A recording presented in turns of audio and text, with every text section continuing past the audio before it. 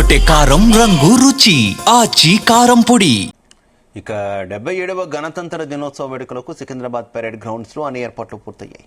రేపు ఉదయం 9 గంటలకు కేంద్ర ప్రభుత్వం ఆధ్వర్యంలో నిర్వహిస్తున్న జాతీయ జెండా ఆవిష్కరణ కార్యక్రమానికి ముఖ్య అతిథిగా గవర్నర్ పాల్గొని జాతీయ పతాకం ఆవిష్కరిస్తారు. రాష్ట్ర ప్రభుత్వం తరపున డిప్యూటీ సీఎం భట్టి విక్రమార్క పాల్గొనున్నారు. గవర్నర్ హాజరు కానున్న నేపథ్యంలో డాగ్ స్క్వాడ్, బాంబ్ స్క్వాడ్ తో తనిఖీలు నిర్వహించారు. సుమారు 3500 మంది పాల్గొనేలా అధికారులు అన్ని ఏర్పాట్లు పూర్తి చేశారు.